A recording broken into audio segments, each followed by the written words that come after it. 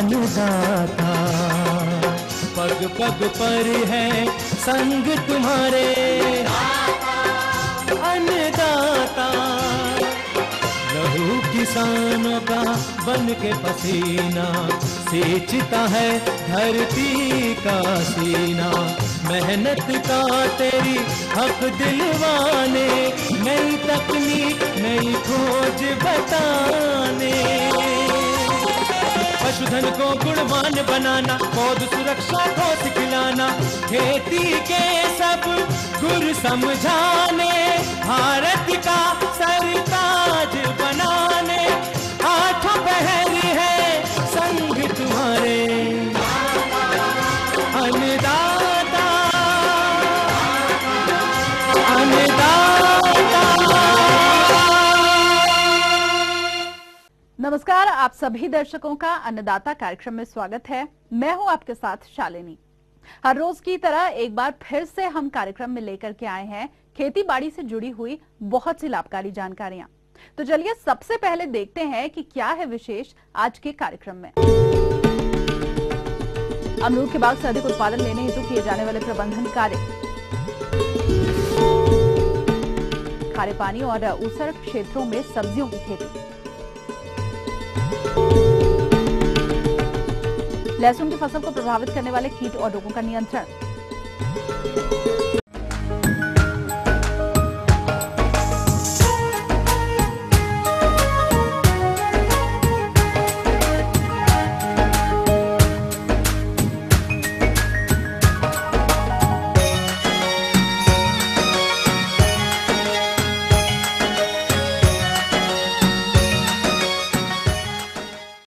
अमरूद की बागवानी हमारे राज्य के सभी क्षेत्रों में मुख्य रूप से की जाती है और जो किसान अमरूद के बाग से अधिक उत्पादन लेना चाहते हैं वो किस प्रकार से करे अमरूद के बाग का प्रबंधन। अभी किसान भाई अपने जो भी अपने बगीचे में अमरूद की खेती लगाए हुए हैं, तो खरपतवार के लिए किसान भाई आप कोशिश ये करें, छोटे छोटे पावर टिलर आते हैं उससे भी आप जो आपके बगीचे हैं अमरूद के उसमें आप पावर टिलर चला के भी खरपतवार को नियंत्रण कर सकते हैं।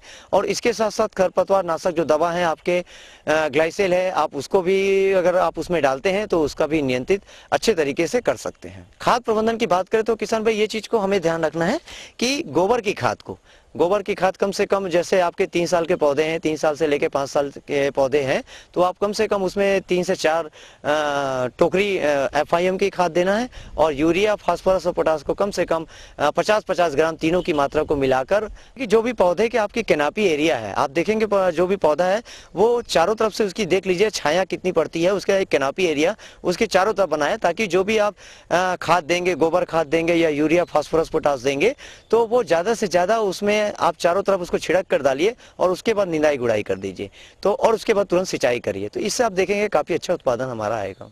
सिंचाई के बारे में किसान भाई हमको थोड़ा सा बहुत ज्यादा इसमें पानी की आवश्यकता तो नहीं पड़ती है, लेकिन अभी फल देने का समय आ गया है, उसमें फल बनने लगे हैं। तो ऐसी स्थिति में अगर पानी की कमी होगी तो फल झड़न की समस्या भी होती है। तो पानी देख ले, अगर पानी अगर नहीं दिए तो किसान भाई उसमें पानी रिंग बेसिन से बनाकर उसमें सिंचाई करे और कम से कम मौसम में या मिट्टी की नमी को देखते हुए 10 से 15 दिन के अंतराल में आप उसमें सिंचाई करें और पानी उतना दे जितनी उसको आवश्यकता है। पानी का जमाव किसी तरीके से वहां पर किसान भाई ना होने दे, इस चीज का विशेष ध्यान दे। इसमें आप देखेंगे कि बहुत ज्यादा तो इसमें बीमारी की समस्या तो नहीं आती है, वो आपका देखेंगे विल्टिंग की समस्या आती है थोड़ा से, कि वो जब पानी का जमाव बहुत ज्यादा होने लग जाता है हमारे खेत में या पौधे में, तो उसमें पौधा आप देखेंगे धीरे धीरे सूखने लग जाता है, तो वो विल्टिंग के कारण होता है। तो इस चीज को ध्यान रखेंगे कि हम सिंचाई एक सीमित मात्रा में दे, पानी का जमाव ना होने दे, निकास की अच्छी व्यवस्था करें, ये चीज का ध्यान रखेंगे। और कीड़े में अगर फ्रूट फ्लाई अगर आता है किसान भाई, तो इसके लिए जो कीटनाशक दवा है आप उसका भी स्प्रे कर सकते हैं, छिड़काव करेंगे तो उसको भी नियंत्रित किया जा सकता है। अतः किसान भाइयों, जैसा कि फलों की तुड़ाई का समय चल रहा है, तो आप किस प्रकार से करें अमरूद के फलों की तुड़ाई और अन्य कार्यों को, इस बारे में जानकारी दे रहे हैं उद्यान विशेषज्ञ डॉक्टर ब्रज गोपाल छीपा। यहाँ पर हम अमरूद के बाग के ऊपर चर्चा कर रहे हैं। मैं आपको बताना चाहूँगा किसान भाइयों कि तुड़ाई का अभी मौसम चल रहा है, सीजन चल रहा है, तो तुड़ाई के समय किसान भाइयों आजकल बाज़ार में मांग थोड़ी सी बदल गई है। हमने पहले देखा था कि जो अमरूद होते थे वो बिल्कुल बिना डंठल के आते थे। आजकल अंतर्राष्ट्रीय बाज़ार में और राष्ट्रीय बाज़ारों में और मंडियों में मांग जो आती है उसमें अमरूद के साथ 2 पत्ती अगर लगी हुई होती है तो उसे अपन अच्छा मानते हैं। जैसे मैं आपको दिखाना चाहता हूँ कि जैसे ये अगर आप इस अमरूद को अगर आप यूँ तोड़ेंगे तो इसमें कोई डंठल नहीं आया, इसके कारण इसकी बाज़ार में जो कीमत है वो अच्छी नहीं आएगी और इसमें देखने में पता भी नहीं लगेगा कि ये कितना बड़ा है, कितना पुराना है। अगर एक सिकेटर की सहायता से अगर अपन इसको तोड़ें तो इसमें आजकल ये चलन है कि इसके ऊपर की ये 2 पत्ती अगर रहती है तो इससे बाज़ार में इस पर एक ध्यान जाता है कि ये जो फल है ये फ्रेश है और ताज़ा है, तो इससे इसकी गुणवत्ता में फ़र्क पड़ता है और में जो इसकी कीमत मिलती है मंडी में, बाज़ार में, वो आम फल से थोड़ी सी अधिक मिलती है। किसान भाइयों, अपन अपने उत्पाद को सीधे मंडी में भी बेच सकते हैं और अगर अपन अधिक लाभ कमाना चाहते हैं तो उसमें मूल्य संवर्धन करके उसके विभिन्न प्रकार के उत्पाद बनाकर अगर हम बेचते हैं तो हमें बाज़ार में अधिक मुनाफा प्राप्त होता है। क्योंकि जब हम फसल बेचते हैं तो सभी बगीचों में एक साथ फलन होता है, बाज़ार में माल एक साथ आता है, मंडी में माल एक साथ आता है, उसके कारण हमें उपज की जो हमें मूल्य है वो कम मिलता है। अगर हम इस उपज को उसका मूल्य संवर्धन करके उसमें वैल्यू एडिशन करके उसका रूप बदल कर स्टोर कर लें और वक्त उसके मांग आने पर उसको बेचें तो हम हमारे बाग के जो उपज हमको प्राप्त हुई है उससे अधिक लाभ कमा सकते हैं। जैसे कि अमरूद के बहुत सारे उत्पाद बन सकते हैं। अमरूद के आप जेली बना सकते हैं, अमरूद का आप जैम बना सकते हैं, अमरूद का RTS बना सकते हैं, अमरूद का जूस बना सकते हैं। अमरूद के और भी कई विभिन्न पदार्थ है, जैसे कि आप इसको अमरूद का उपयोग मिक्स्ड फ्रूट के जैम बनाने में होता है। जिन फलों में पेक्टिन की मात्रा कम होती है उन फलों का अगर हमें जैम बनाना हो तो हम अमरूद को उसमें मिलाकर उसका मिक्स फ्रूट का जैम बना सकते हैं, क्योंकि अमरूद में पेक्टिन की मात्रा अधिक होती है।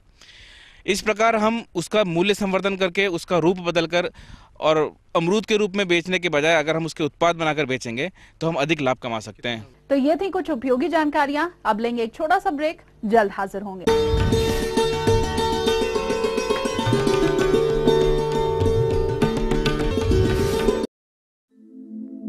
दुनिया के नक्शे पर यह है इंडिया मेरी जान।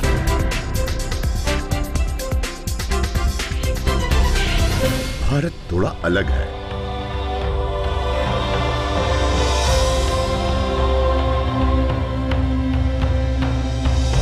देखा आपने, इतना सा भी छूट जाए तो सच अधूरा रह जाता है। बदलते भारत का पूरा सच। राष्ट्रीय समाचार हर रोज सुबह 8 और दोपहर 2 बजे।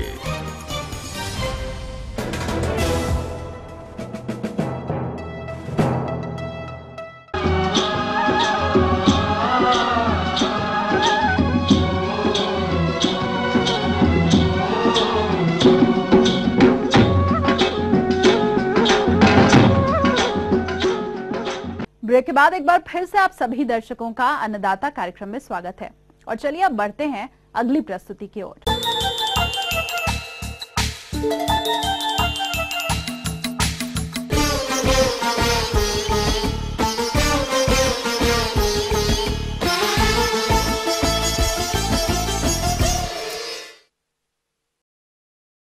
हरियाणा प्रदेश का काफी क्षेत्रफल ऊसर भूमि और खारा पानी से प्रभावित है, जहां पर किसी प्रकार की खेती करना बेहद मुश्किल होता है, क्योंकि इन क्षेत्रों में फसल उगती ही नहीं है और अगर किसान किसी प्रकार से मेहनत और प्रबंधन करके उन खेतों में खेती करते भी हैं तो बहुत कम उत्पादन मिलता है। लेकिन किसान भाइयों, अब खारे पानी और ऊसर क्षेत्रों में भी सब्जियों की खेती से अच्छी उपज प्राप्त की जा सकती है। तो आप सोच रहे होंगे कि आखिर ये संभव कैसे है। आपकी शंका के समाधान हेतु आइए मिलते हैं CSRRI के कृषि वैज्ञानिक रामेश्वर लाल मीना से। जहाँ पानी खारा उपलब्ध हो या खारी जमीन उपलब्ध हो उसमें पोली हाउस लगाकर वो अच्छा उत्पादन ले सकता है। इस पोली हाउस में हमारी ये पहली शुरुआत है। ये हमने 3 सब्जियों से शुरू किया इसको। एक शिमला मिर्च है, दूसरी हरी मिर्च है और तीसरी टमाटर है।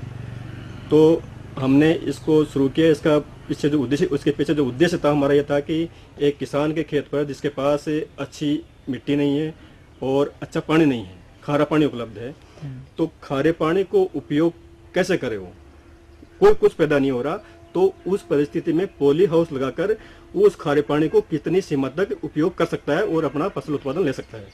तो इस उद्देश्य के साथ हमने 6 सिंचाई जल के ट्रीटमेंट रखे हैं, उपचार रखे हैं हमने।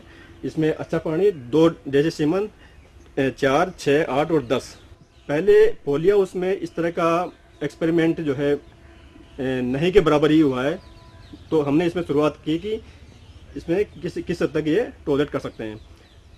और इसमें लाइट की कोई ज़रूरत नहीं है, बिजली की कोई ज़रूरत नहीं है। हमने ये भी ध्यान रखा इसमें कि जो पानी या तो उपलब्ध नहीं है या उपलब्ध खारा पानी है, तो ज़्यादा खारा पानी है तो उसको मिक्स कैसे करें, जो रेन वाटर होता है उसको हार्वेस्टिंग करके। तो इसका जो एरिया, जितना भी पॉली हाउस का एरिया है, उसको रूफ टॉप वाटर हार्वेस्टिंग का भी हमने प्रोविजन रखा हुआ है। तो इस पर जितना भी पानी गिरता है बारिश में, वो सारा पीछे इकट्ठा होता है और उस पानी को हम, खारा पानी उपलब्ध है तो उसके साथ मिक्स करके भी ले सकते हैं काम में, और अगर काफ़ी उपलब्ध है तो सीधा तो ले ही सकते हैं। लेकिन हमारा उद्देश्य ये था कि विषम परिस्थितियों में, यानी खारा पानी के साथ में सब्जी उत्पादन लेना। इसमें हमने शिमला मिर्च और हरी मिर्च की जो प्लांटिंग की है वो 4 अगस्त को की है, और जो नर्सरी तैयार करवाई थी हमने सब्जी केंद्र घरौंडा से करवाई थी। ये नर्सरी तैयार पौधे से पौधे की दूरी है 30 सेंटीमीटर और लाइन से लाइन की दूरी है 45 सेंटीमीटर। तो हमने इसमें शुरुआत की, उसमें इन तीनों क्रॉप में हमने ये ट्रीटमेंट दिए। 1 सप्ताह में 2 इरिगेशन देते हैं हम इसमें, ड्रिप के थ्रू इरिगेशन है। ड्रिप के थ्रू इसमें वाटर सोल्यूबल जो फर्टिलाइजर है, रिकमेंडेड डोज जो है वो सभी क्रॉप में बराबर जा रहा है। 1 हफ्ते में 2 बार हम सिंचाई करते हैं इसमें। तो इसमें हमारे अभी तक का जो रिजल्ट है, ये क्रॉप शिमला मिर्च और हरी मिर्च 4 महीने की हो गई है। 4 महीने में अभी तक हमने, अभी तो मैं सभी ट्रीटमेंट के आपको मिला के बताऊंगी, 6 ट्रीटमेंट में हमने एक क्रॉप में टोटल पॉली का जो एरिया है वो है 300 स्क्वायर मीटर, यानी कि 10 मीटर ये चौड़ा है और 30 मीटर लंबा है। इसमें हमने 9 मीटर के 3 क्रॉप में बांट दिए हैं। तो 9 मीटर यानी कि एक क्रॉप में देखें तो 90 स्क्वायर मीटर होता है। अब इस 90 स्क्वायर मीटर में टोटल जो प्रोडक्शन अभी तक हमारा हो गया है, इसमें 101 क्विंटल 65 किलोग्राम शिमला मिर्च की हमने तोड़ाई कर ली है। उसमें से सबसे जो अच्छा उत्पादन आया है वो हमारा ये 6 EC के ट्रीटमेंट में आया है, और उसके बाद में आया 8 EC के में, उसके बाद में ये इसमें 4 EC के में, और उसके बाद में अच्छे पानी के साथ में, और ये 2 EC के साथ में। तो यानी कि शिमला मिर्च जो है 6 EC तक तो बहुत अच्छा रिस्पॉन्स दे रही है, उसके बाद में 8 EC तक, यानी कि हम 8 EC तक भी अगर उपयोग करें तो अच्छा, अभी जो रिजल्ट है, अभी तक रिजल्ट है उसमें अभी तक अच्छा रिस्पॉन्स है। अच्छा, फिर रही हमारी से हरी मिर्च। तो हरी मिर्च में क्या है कि हरी मिर्च में भी रिस्पॉन्स, इनका जो असर है खारे पानी का अभी तक कम है, लेकिन अभी जब हमने 4 तुड़ाई कर ली इसमें, तो इसमें 1 क्विंटल और 25 किलोग्राम हरी मिर्च हम तोड़ चुके हैं। तो उसमें से अभी अच्छे पानी में सबसे अच्छा यील्ड है, 2 EC में फिर उससे कम है, और 6 EC तक काफ़ी असर कम है, 8 में और 10 में थोड़ा ज़्यादा असर है। और टमाटर की तो अभी हमने 2 ही तुड़ाई की है, तो अभी तो टमाटर की शुरुआत लेट हुई थी क्योंकि उसकी ट्रांसप्लांटिंग भी लेट हुई थी। तो हमारे इस एक्सपेरिमेंट से अभी तक का जो रिजल्ट है, यानी कि जो डाटा मिले हमें, उससे हम ये किसान को हम ये बता सकते हैं कि पॉली हाउस लगाकर, जहाँ पानी खारा उपलब्ध हो या खारी ज़मीन उपलब्ध हो, उसमें पॉली हाउस लगाकर वो अच्छा उत्पादन ले सकता है। और दूसरी क्रॉप बाहर जो ओपन फील्ड में होती है वो क्रॉप नहीं आती है खारे पानी में, लेकिन पॉली हाउस में लेके हम उतने खारे पानी से, उससे भी ज़्यादा खारे पानी को हम यूज़ कर सकते हैं। किसान भाइयों को हम ये सलाह देना चाहेंगे कि अगर आपके पास खारा पानी उपलब्ध है तो उसमें आप पॉली हाउस लगाइए। इसके लिए सरकारी तरफ से सब्सिडी मिलती है, पॉली हाउस लगाने के लिए करीब 65% सब्सिडी मिलती है, और उसके बाद में जो है जो 35% अमाउंट होता है उसमें से भी कुछ में 80% के करीब बैंक भी लोन देता है, बैंक सहायता करता है।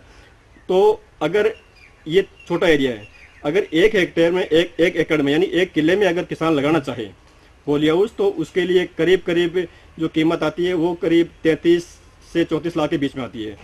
और उसमें से अगर हम सरकारी तरफ से सब्सिडी निकाल दें और बैंक लोन निकाल दें, तो 1 किले में जो फार्मर को शुरुआत में अपने जेब से लगाना पड़ता है वो करीब 2 लाख के आसपास लगाना पड़ता है। और वो इसमें जो उत्पादन है, हम इस एरिया के उत्पादन को अगर 1 एकड़ में 1 किले में अगर कन्वर्ट करें, उसमें बदलें, तो अब तक जो पैदा हुई है उसके अनुसार, अब तक जो पैदा हुई है यानी कि 101 क्विंटल 65 किलोग्राम शिमला मिर्च पैदा हुई है, उसको हम अगर किले में कन्वर्ट करते हैं तो ये इस ट्रीटमेंट में 6 EC के ट्रीटमेंट में 100 क्विंटल से अधिक पैदावार अभी तक हो चुकी है 1 किले के हिसाब देखें तो, और 8 EC के में 90 क्विंटल के अनुसार हो चुकी है।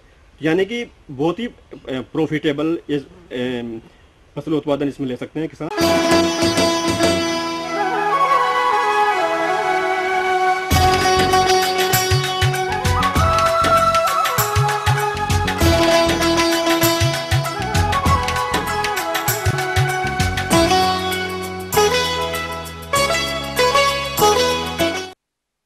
प्रदेश के जिन किसानों ने लहसुन की खेती कर रखी है वो फसल अभी 30 से 35 दिन की अवस्था पर होगी और इस समय फसल पर रोगों का प्रकोप दिखाई दे रहा होगा। इसका नियंत्रण अगर नहीं किया गया तो किसान भाइयों को आगे चल करके फसल से कम उत्पादन ही मिलेगा और इसी से संतोष करना पड़ेगा। तो लहसुन की फसल में लगने वाले इन कीट और रोगों के नियंत्रण को किस तरह से किया जाएगा, आइए मिलते हैं कृषि विज्ञान केंद्र के वैज्ञानिक डॉक्टर मंजुल पांडे से। लहसुन की फसल में जो मुख्य से रोग आते हैं मैं उसके ऊपर थोड़ा सा प्रकाश डालना चाहता हूं। इस समय जो आपके लहसुन फसल में जो रोग आते हैं वो एक आता है पर्पल ब्लॉच, बैंगनी रंग का धब्बा। जब आपकी पत्तियां होती हैं पत्तियों पे थोड़ा सा एक ब्राउन कलर का स्पॉट पड़ता है, धीरे धीरे वो आंख की तरह बढ़ता चला जाता है जिससे कि पत्तियां पूरी डैमेज हो जाती हैं और उसमें फोटोसिंथेसिस क्रिया कम होती है और ये बड़ा तेजी से रोग फैलता है जिससे पीलापन पहले बढ़ता है, फिर उसके बाद पूरी फसल। एक इसमें रोग आता है झुलसा रोग, वो भी लाइट की तरह है, तो उसका भी जैसे पत्तियां पीली पड़ना और उनके धब्बे पड़ते होंगे जिसकी वजह से फोटोसिंथेसिस क्रिया उससे भी प्रभावित होती है। इसलिए झुलसा जो भी ब्लाइट होता है उससे भी आप जो दवाएं रासायनिक है उनसे उपचार कर सकते हैं। तीसरा आपका आता है इसमें तना गलन रोग हो जाता है, जब चौपाई करते हैं तो डैम्पिंग एम्पिंग हो जाती है, उसके अभी उपाय करना बहुत जरूरी है जिससे आपकी आगे की जो फसल है उससे प्रभावित ना हो। फिर इसमें दो सबसे ज्यादा मुख्य कीट आता है वो थ्रिप्स होता है। थ्रिप्स जब आता है जो आपकी जो कोपिल्स होती है, जो बीच वाला भाग होता है उसमें छोटे छोटे से सफेद रंग के अंडे होंगे।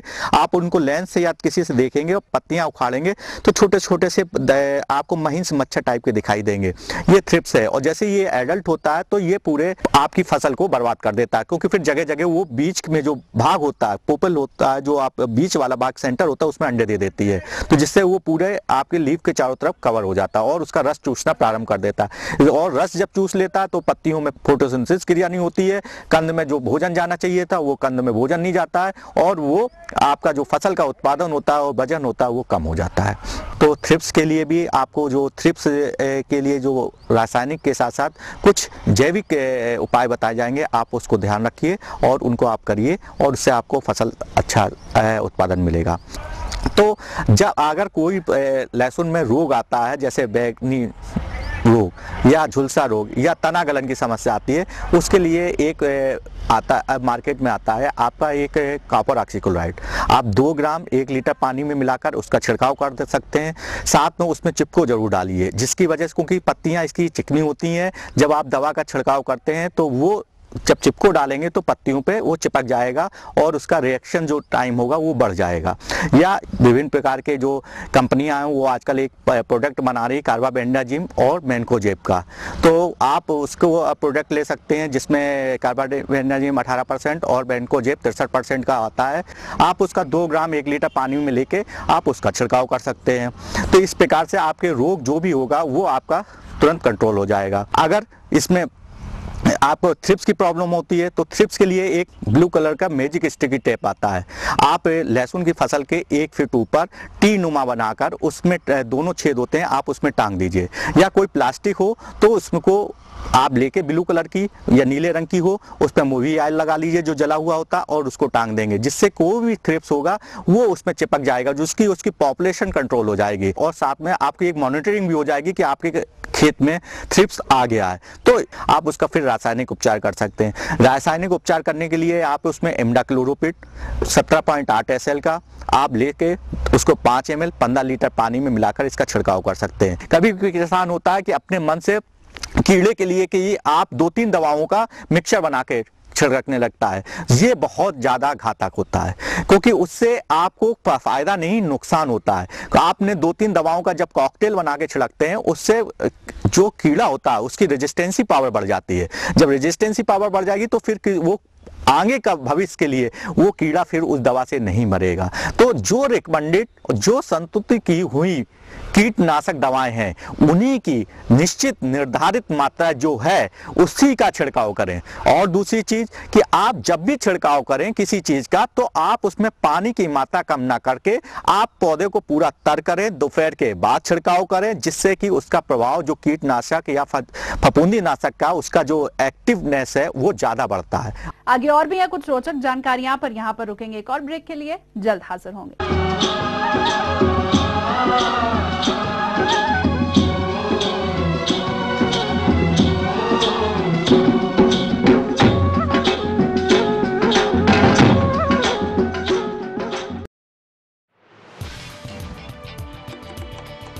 कहते हैं दिल का रास्ता पेट से जुड़ा होता है। जब बात हो दिल जीतने की तो लजीज पकवान बड़ा कारगर सिद्ध होता है। घर पे मेहमान आए हों या कोई खास मौका, ऐसे में लाजमी है बात होती है पकवान की, स्वाद की और परोसने की। तब एक ही नाम जहन में आता है, रसोई से। देखिए रसोई से।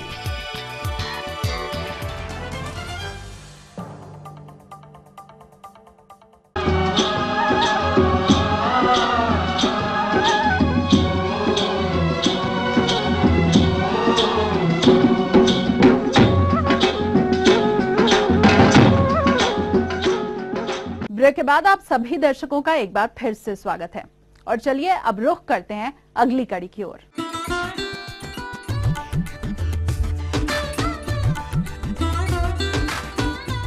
अन्नदाता हेल्पलाइन निशुल्क फोन संपर्क सेवा के माध्यम से आपके द्वारा पूछी गई समस्याओं में से एक या फिर दो महत्वपूर्ण समस्याओं को हम अपने कार्यक्रम में शामिल करते हैं और इसी के तहत आज की चयनित समस्या और उसका जवाब इस प्रकार है।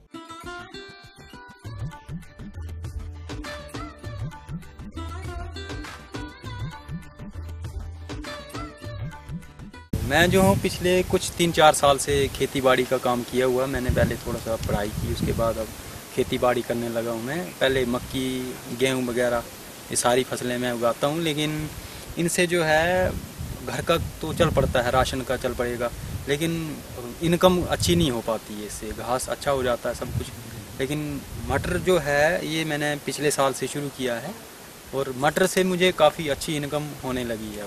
ये जो मटर है मैंने इसको बीजा था सितंबर में, इसको मैंने बीजा था थोड़ा सा लेट। आम जो बीजते हैं वो अगस्त के लास्ट में बीज देते हैं, लेकिन मैंने सितंबर में डाला इसको। और ये GS10 वैरायटी का मटर है। तो ये जो मटर है इसकी फली जो है ये देखने में काफ़ी लंबी और काफ़ी वेटदार होती है और इसका रेट अच्छा मिलता है मार्केट में। यहाँ पे मौसम जो है थोड़ा सूखा साल है, इसकी वजह से ये जो है लेट हो गया है, थोड़ा सा 15 दिन का फ़र्क पड़ गया।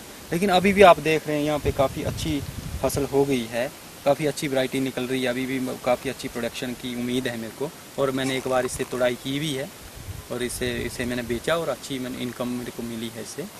किसान भाइयों, जब हम मटर की खेती करने मैंने शुरू किया तो इसमें सबसे पहले मैंने हल जोत के इसको मिट्टी को भुरभुरा कर दिया, इसको ढीला कर दिया। उसके बाद इसमें मैंने जो केंचुआ खाद होती है और थोड़ा और गोबर मिला के मैंने उसको डाला और उसके बाद इसको इसमें मिला के फिर हल चलाया और उसके बाद इसमें क्यारियां बना के मैंने इसको 8-8 सेंटीमीटर के लगभग गैप पे मैंने इसको बीजा।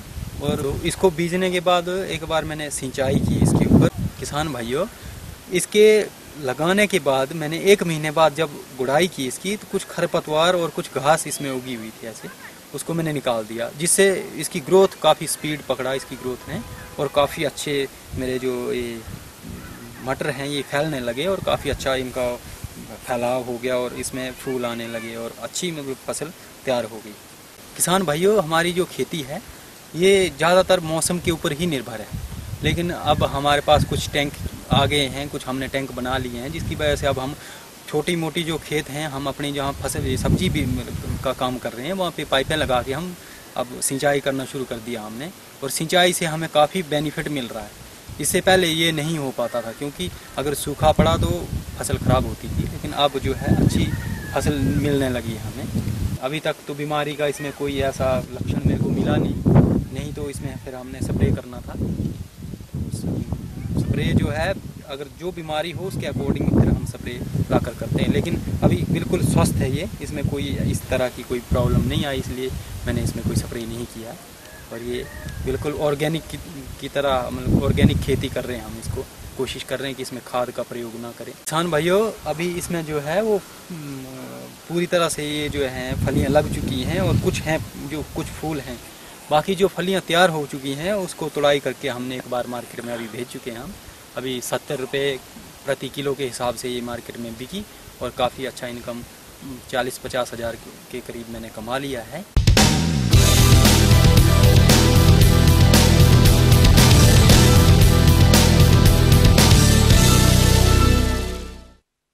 राज्य की विभिन्न मंडियों में कृषि उत्पादों के चढ़ते उतरते बाजार भाव की संक्षिप्त जानकारी इस प्रकार है।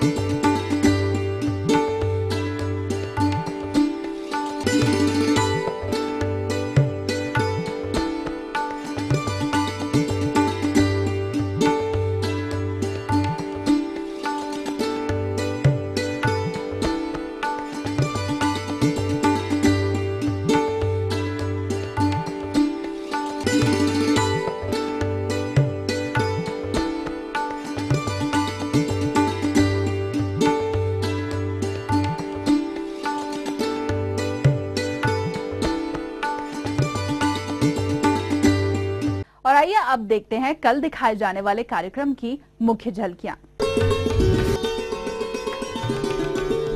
आलू की बढ़वार को प्रभावित करने वाले रोगों के लक्षण एवं उनके नियंत्रण पर जानकारी।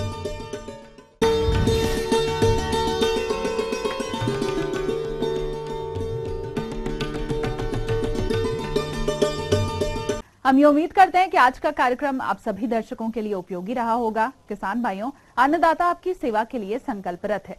कृषि संबंधित समस्या और सुझावों के लिए आप हमें इस पते पर संपर्क कर सकते हैं। प्रोड्यूसर अन्नदाता, ETV, Haryana Himachal Pradesh, Ramoji film city, Hyderabad 501512। साथ ही आप हमें ईमेल भी कर सकते हैं। हमारा ईमेल आईडी है annadaata.hr.hp@etv.co.in।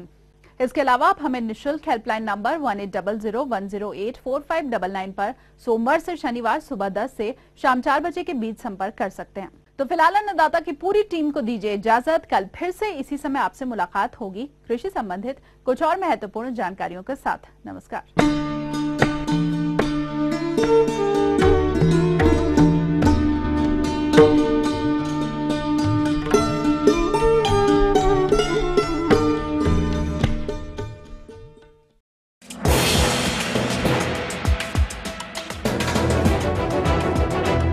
आप देख रहे हैं ETV न्यूज हरियाणा हिमाचल प्रदेश, खबर ही जीवन है।